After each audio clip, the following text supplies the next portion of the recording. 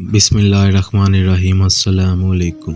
شروع اللہ کے نام سے جو بڑا مہربان اور نہایت رحم کرنے والا ہے۔ یوسف جوزی بیان کرتے ہیں، عبدالصمد بن حمام بڑے صاحب ثروت اور صاحب علم شخص تھے، مگر وہ شخص عبدالقادر رضی اللہ عنہ سے بہت منحرف تھے۔ جب ان سے شیخ کی کوئی کرامت ذکر کی جاتی تو وہ اس کا انکار کر دیتے اور کہتے کہ یہ سب من گھڑت باتیں ہیں۔ کچھ عرصے بعد دیکھا گیا کہ وہ ہر وقت شیخ رضی اللہ عنہ کی خدمت میں حاضر رہنے لگے۔ لوگوں کو اس پر بہت تعجب ہوا اور انہوں نے شیخ کے وصال کے بعد ان سے اس تبدیلی کی وجہ دریافت کی تو انہوں نے کہا، میں شیخ کے متعلق اپنے نظریات پر قائم تھا کہ ایک مرتبہ میں شیخ کے مدرسے کے قریب سے گزر رہا تھا کہ نماز کا وقت ہو گیا۔ میں نے دل میں کہا کہ میں جلدی سے نماز پڑھ کر اپنے سفر پر روانہ ہو جاتا ہوں۔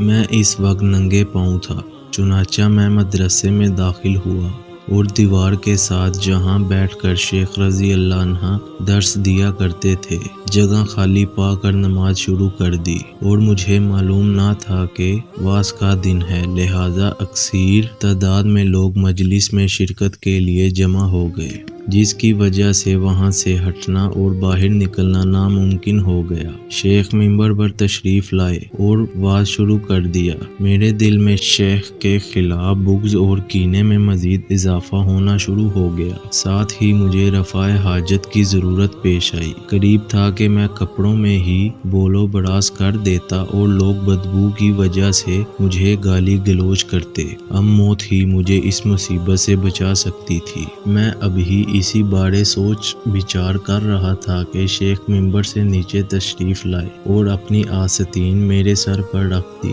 میں نے اپنے آپ کو ایک سرسبز باغ میں پایا جہاں کی زمین پر جھاڑیاں تھیں اور ساتھ ہی صاف پانی کی ایک نہر جاری تھی۔ میں نے وہاں رفع حاجت سے فارغ ہو کر نماز کے لیے وضو کیا اور 2 رکعتیں ادا کی۔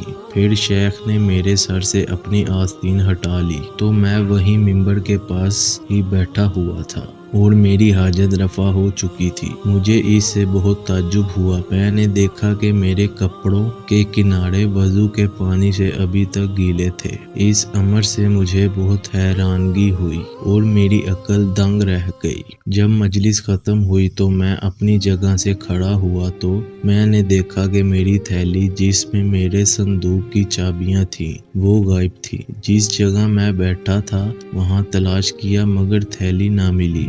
چنانچہ میں گھر واپس لوٹا اور چابی ساز کو بلا کر نئی چابی بنوائی۔ اس دوران مجھے ایک چھوٹے سے قافلے کے ساتھ عراق کی طرف سفر پر جانا پڑا۔ جب ہم نے بغداد سے آگے 3 دن کی مسافت طے کر لی تو ہم ایک جگہ پہنچے جہاں سرسبز و شاداب باغ تھا اور صاف پانی کی نہر جاری تھی۔